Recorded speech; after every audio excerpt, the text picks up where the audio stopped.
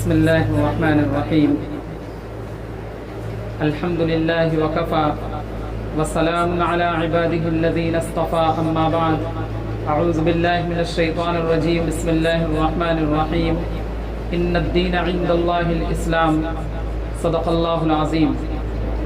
قال النبي صلى الله تعالى عليه وسلم: الإسلام يعلو ولا يعلى، أو كما قال عليه الصلاة والسلام. سبحان ربك رب العزة عما يصفون وسلام على المرسلين والحمد لله رب العالمين. اللهم صل على سيدنا محمد وعلى آل سيدنا محمد وبارك وسلم. اللهم صل على سيدنا محمد وعلى آل سيدنا محمد وبارك وسلم. اللهم صل على سيدنا محمد وعلى آل سيدنا محمد وبارك وسلم. انسان جب اللہ کا مقرب و محبوب ہوتا ہے تو پھر اس کی آزمائشیں بڑھتی چلی جاتی ہیں اور اس کے امتحانات کا سامنا کرنا پڑتا ہے، اور پھر تمام طرح کی اذیتیں اور پریشانیاں برداشت کرنی پڑتی ہیں. آپ دیکھیں گے جو شخص جتنا ہی مقرب الی اللہ ہے، جس قدر اللہ کا قریبی اور اس کا دوست ہے، جس طرح اللہ کا محبوب ہے، اس کی مشقتیں اتنی ہی زیادہ سخت اور اعلیٰ ترین قسم کی ہیں. اس دنیا کے اندر خداوند وحدہ لا شریک کے بعد، یعنی اللہ جل شانہ کے بعد، اگر اس روئے زمین پر، اس کائنات میں، زمین و آسمان جہاں گردش کرتے ہیں، اور پورے عالم میں اگر اللہ رب العزت کے بعد کسی کا بھی مقام و مرتبہ ہے تو وہ ہم سب کے آقا جناب محمد الرسول اللہ صلی اللہ علیہ وسلم کا ہے. جب ہم آپ کی سیرت کو دیکھیں گے، آپ کی سیرت کو پڑھیں گے، تو ہم دیکھیں گے کہ آپ کے والدین سے لے کر آپ کی نسل در نسل قربانی در قربانی کا سامنا کرنا پڑا. نسلوں کو بھی، فقط آپ کو ہی نہیں بلکہ نسلوں کو بھی، آپ کے والدین کو بھی. آپ دیکھیں گے جب حضرت آمینہ رضی اللہ تعالی عنہ کی جب شادی ہوئی، حضرت آمینہ کی اس وقت عمر بہت کم تھی. جب حضرت آمینہ رضی اللہ عنہ امید سے ہوئی تو حضرت عبداللہ رضی اللہ تعالیٰ عنہ اس وقت جا رہے تھے تجارت کی وجہ سے. ایک پہلے زمانے میں قافلہ پورا چلتا تھا تو اس قافلے میں شریک ہو کر وہ تجارت کو جا رہے تھے. ظاہر سی بات ہے، نئی نویلی شادی ہوئی تھی. یہ منظر بہت شاق گزرا، بہت زیادہ پریشانی کے عالم میں حضرت آمینہ رضی اللہ تعالیٰ عنہ رونے لگی، اور پھر حضرت عبداللہ نے تسلی دی کہ دیکھو تم امید سے ہو اور تم جو ہے غم نہ کرو، کوئی تکلیف نہ اٹھاؤ، ہم جلدی ہی واپس آ جائیں گے. دونوں میں بڑی محبت تھی، دونوں میاں بیوی میں. جب رخصت ہوئے حضرت عبداللہ تو اس وقت حضرت آمینہ دروازے کے چوکھٹ تک آپ کو رخصت کرنے کے لیے آئی. جب دروازے کی چوکھٹ پہ پہنچی تو حضرت عبداللہ نے ان کو دیکھا اور پھر کہا پیار بھرے انداز سے کہ اے آمینہ، ایک یہ وقت ہے کہ جب آپ ہمیں رخصت کر رہی ہیں، اور ایک وہ وقت بھی آئے گا جب ہم کام کر کے واپس آئیں گے، جب ہم تجارت سے واپس آئیں گے، تو اے آمینہ اسی چوکھٹ پہ تم ہمارا انتظار کرنا اور اسی چوکھٹ پہ تم ہمارا استقبال کرنا. یہ عہد و معاہدہ دونوں میں ہو گیا. کچھ مدت گزر گئی، چند مہینے گزر گئے. حضرت عبداللہ تجارتی قافلے کے ساتھ واپس آ رہے تھے مدینہ منورہ سے، اور پھر راستے میں پہنچے تو آپ کو شدید بخار لاحق ہوا. بہت تیز بخار آیا، اس قدر بخار آیا کہ آپ اس بخار کی تاب نہ لا کر وفات پا گئے. اب حضرت آمینہ کو یہ خبر ملی کہ وہ قافلہ جو گیا ہوا تھا کچھ مہینوں پہلے واپس آ رہا ہے، اس میں ہمارے سرتاج بھی واپس آ رہے ہیں. یہ جب خبر ملی، حضرت آمینہ نے فوراً غسل کیا، نہایا دھویا، اچھے کپڑے پہنے اور سنگار کر کے باقاعدہ دلہن کی طرح بن کے اپنے شوہر کے استقبال کو گھر سے باہر نکل آئی چوکھٹ پہ. اب کھڑی دیکھ رہی ہیں، دیکھا وہ قافلہ آ گیا دور سے، بہت خوش ہوئی، بہت زیادہ کہ اب ہمارے شوہر تشریف لائیں گے، ابھی ہم ان کا استقبال کریں گے، نہ جانے کیا کیا خیالات دل میں تھے، اور اس کے بعد اچانک ایک بجلی سے گری دل پہ جب ایک چھوٹے سے بچے نے آ کر کے خبر دی کہ آپ کے شوہر اب اس دنیا میں نہیں رہے۔ سوچو اس ماں پہ کیا گزری ہوگی۔ ابھی کہہ لیجئے کہ 6-7 مہینے گزرے تھے، حضور صلی اللہ علیہ وسلم شکم مادر میں تھے، حضرت آمینہ کے شکم میں تھے، 2 مہینے قبل حضرت عبداللہ کا انتقال ہو گیا، یعنی آپ کے والد کا انتقال ہو گیا۔ اب ذرا سوچئے کہ ایک جب بچہ ننھا سا ہوتا ہے، اس بچے کو ماں باپ کی کس قدر ضرورت ہوتی ہے، کس قدر باپ اپنے خون پسینے کی محنت کو بھول جاتا ہے، بچے کی ایک مسکراہٹ پر اپنی تمام چیزوں کو، اپنی تمام محنتوں اور مشقتوں کو قربان کر دیتا ہے، بھول جاتا ہے۔ اس وقت ضرورت تھی آپ کو آپ کے والد کی، لیکن ہیں کون؟ جس کی وجہ سے کائنات بنی، جس کی وجہ سے دنیا کا وجود ہوا، لیکن تکلیف اس قدر کہ ابھی 2 ماہ باقی ہیں آپ کو دنیا میں آنے کے، تشریف لانے کے، آپ کے والد دنیا سے رخصت ہو گئے۔ اور اس کے بعد جب آپ دنیا میں آئے تو آپ کے دادا نے 2 سال تک آپ کو پالا، اور اس کے بعد 6 سال کے ہوئے جب آپ کی والدہ بھی دنیا سے رخصت ہو گئی، یعنی کہ آپ نے اپنی والدہ کا پیار، ماں کی ممتا، ماں کی مسکراہٹ، ماں کی محبت، ماں کی شفقت کچھ بھی نہیں دیکھا۔ 6 سال تک آپ حضرت حلیمہ کے گھر رہے، اور اس کے بعد واپس آئے تو حضرت آمینہ رضی اللہ تعالیٰ عنہ آپ کو لے کر کے آپ کو مدینہ منورہ تشریف لے گئی، چونکہ ننیہال تھا حضور صلی اللہ علیہ وسلم کا مدینہ منورہ، وہاں جا کر کے گئی، اور جب وہاں سے واپس ہوئی تو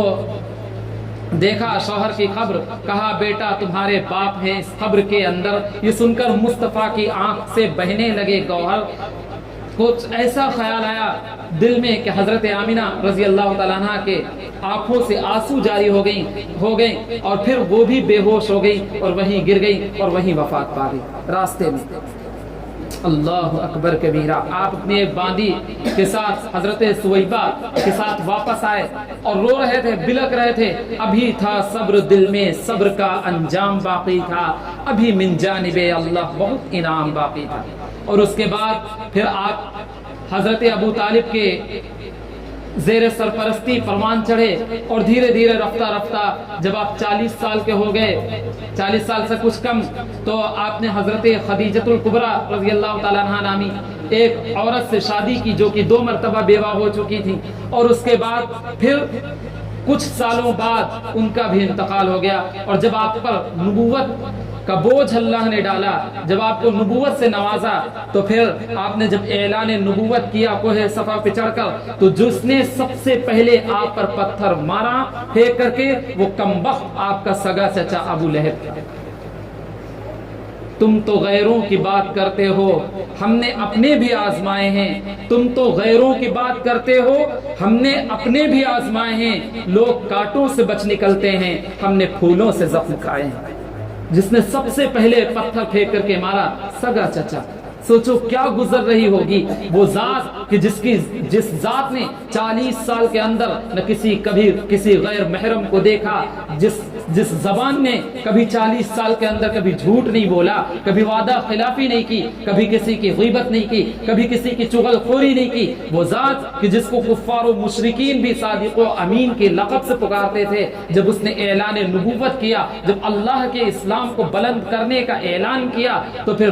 سب سے پہلے جس نے پتھر پھینکا وہ کمبخت ابو لہب تھا، اور کہا تبا لک یا محمد، اے محمد تیرا ستیہ ناس ہو، کیا تو نے مجھے اسی واسطے بلایا تھا کہ تو ہمارے آبا و اجداد کے دین کو ہم سے چھڑا دے؟ اور جب اس ملعون نے یہ کلمات کہے، اللہ تعالیٰ نے فوراً حضرت جبریل علیہ السلام کو بھیج کر پوری سورت نازل فرما دی، تبت یدا ابی لہب وتب، ٹوٹ جائیں ہاتھ ابو لہب کے اور وہ ہلاک ہو۔ پوری صورت نازل کر دی، یعنی صبح قیامت تک لوگ لعنت بھیجتے رہیں گے ابو لہب پر۔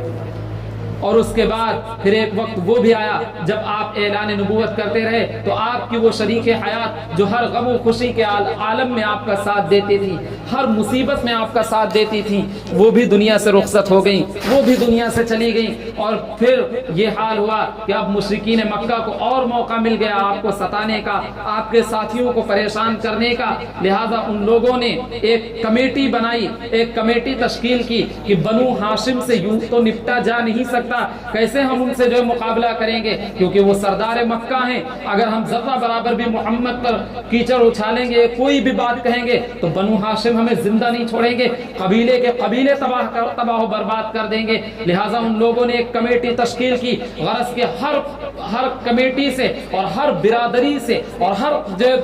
ذات والوں سے ایک ایک آدمی کو چنا، ہر ایک آدمی کو ہر قبیلے سے لیا، اور پھر ابو جہل نے ایک مشورہ دیا، اور دیا ابو جہل نے سب کے لیے یہ مشورہ اپنا کہ ایک ایک آدمی ہر ایک قبیلے سے لیا جائے، ابو طالب کے گھر پر رات بھر پہرا دیا جائے، محمد جب بھی نکلے گھر سے ان کو قتل کر ڈالو، بتاؤ ہے تمہیں منظور؟ یہ لاتو حبل والوں کہا سب نے ہمیں منظور ہے، ہم قتل کر دیں گے، نہ ہوگا ختم جب تک دین احمد دم نہیں لیں گے۔ لگایا شہر کی گلیوں کے ہر ایک موڑ پر پہرا، ہوئی جب رات آدھی تو اندھیرا ہو گیا گہرا، رہے ہاتھ میں جب گھر سے نکلیں گے عبادت کو تو ہم سب قتل کر ڈالیں گے مل کر جان رحمت کو۔ ادھر اس خفیہ سازش کی خبر دی حق تعالی نے تو فرمایا علی سے اپنے گھر میں شاہ بطحا نے، میں ہجرت کر کے جاتا ہوں بحکم رب مدینے کو، بتانا مت کسی سے، تم میرے بستر پہ آ لیٹو، ہاں امانت جو ہمارے پاس ہے ان اہل مکہ کی، انہیں پہنچا کے واپس راہ لینا تم بھی طیبہ کی۔ رسول پاک نے یاسین سورت کی تلاوت کی کہ تھوڑی خاک پڑھ کر دشمنان دین پر پھینکی، مسلط ہو گئے سب دشمنوں پر نیند کے سائے، اور رسول اللہ نکل کر سیدھے گھر ابو بکر کے آئے۔ سبحان اللہ۔ تو یہ حال حضور سرور کائنات صلی اللہ علیہ وسلم جب آئے، اور اس کے بعد آپ صلی اللہ علیہ وسلم نے حضرت ابو بکر صدیق رضی اللہ تعالیٰ عنہ سے فرمایا، کہا ابو بکر سے ہجرت کروں گا میں مدینے کو، لگانا ہے کنارے پر نبوت کے سفینے کو۔ کہا ابو بکر نے سرکار میں بھی ساتھ چلتا ہوں، میں ہونے آپ پر قربان اب گھر سے نکلتا ہوں۔ لیا ایک اونٹنی کو جس پہ دونوں نے سواری کی، جدائی پر زمین رونے لگی سرکار داور کی، در و دیوار مکہ کے شجر سب پھوٹ کر روئے، نظارے آج مکہ کے نبی سے چھوٹ کر روئے، وطن والوں کی خاطر جو رہا سایہ فگن ہو کر، یتیمی میں چلا پردیس میں وہ بے وطن ہو کر، چچا کا سر سے سایہ اٹھ گیا اب تو وطن چھوٹا، گئی بیوی بھی اس دنیا سے گھر اجڑا چمن چھوٹا، بحسرت آپ کعبے کا نظارہ کرتے جاتے تھے اور وطن کے چھوٹنے کا غم گوارا کرتے جاتے تھے۔ جو غار ثور پر پہنچے تو ٹھہرے شاہ پیغمبر، اتر کر اونٹنی سے دونوں پہنچے غار کے اندر۔ یہ واقع ہجرت چونکہ سفر کا مہینہ جس کو ہم اور آپ کہہ رہے ہیں چہلم کا مہینہ، اسی مہینے میں حضور اکرم صلی اللہ علیہ وسلم نے اپنا وطن چھوڑا۔ ذرا غور کیجئے اے اسلام کے دم بھرنے والوں، اے اپنے آپ کو مسلمان کہنے والوں، اے اپنے آپ کو اسلام کا ٹھیکیدار سمجھنے والوں اور جنت کا ٹھیکیدار سمجھنے والوں، سوچو کہ اسی اسلام کی وجہ سے سرور کائنات صلی اللہ علیہ وسلم نے کس قدر پریشانیاں جھیلی ہیں اور کس قدر پریشانیاں اور مصیبتوں اور مشقتوں کا سامنا آپ کو کرنا پڑا، اور پھر آپ کے بعد آپ کی نسل کو کرنا پڑا۔ آج ہمارا حال یہ ہے کہ ہم ایک ٹائم کے پانچوں وقت مؤذن صدا دیتا ہے، لیکن ہم اپنے گرم بستر کو نہیں چھوڑ سکتے، ہم اپنے آرام کو ترک نہیں کر سکتے، ہم اپنے بیوی بچوں سے جدا نہیں ہو سکتے، چار پیسوں کے لیے ہم نماز کو ترک کر دیتے ہیں، ہم تلاوت کو ترک کر دیتے ہیں، ہم نبی کے ایک ایک فرمان کو کس قدر جھٹلاتے رہتے ہیں، کس قدر ترک کرتے رہتے ہیں۔ یہ سوچنے کا مقام ہے۔ آقا علیہ السلام نے پھر غرض کہ وہ آپ گئے غار ثور میں، اور پھر غار ثور سے غار حرا تک، اور غار حرا سے لے کر پھر اس کے بعد مکہ مکرمہ سے مدینہ منورہ تک کیا کیا مشقتیں جھیلنی پڑی۔ جب ہم پڑھیں گے واقعہ سیرت کا تو سمجھ میں آئے گا کیا کیا پریشانیاں جھیلنی پڑی۔ اللہ پاک ہم سب کو کہنے سے زیادہ عمل کی توفیق عطا فرمائے، اور ہم سب کو نبی صلی اللہ علیہ وسلم کی سیرت پر چلنے کی توفیق عطا فرمائے، کیونکہ کامیابی کا جو ایک ذریعہ ہے وہ حضور صلی اللہ علیہ وسلم کا طریقہ اور آپ کا سلیقہ اور آپ کی سنت ہی ہے۔ قرآن نے اس کا اعلان کر دیا، لقد کان لکم فی رسول اللہ اسوۃ حسنہ، تمہارے واسطے جو تمہارا مقصد ہے وہ یہ ہے کہ تم نبی کے اسوہ حسنہ کو اپنا اسوہ حسنہ بناؤ، اپنا کردار بناؤ، نبی کے کردار کو اپنا کردار بناؤ، نبی کے شعار کو اپنا شعار بناؤ، نبی کی عادت کو اپنی عادت بناؤ، نبی کے طریقے کو اپنا طریقہ بناؤ، تو اس میں کامیابی ہے۔ اللہ پاک ہم سب کو کہنے سے زیادہ عمل کی توفیق عطا فرمائے۔ وآخر دعوانا ان الحمد للہ۔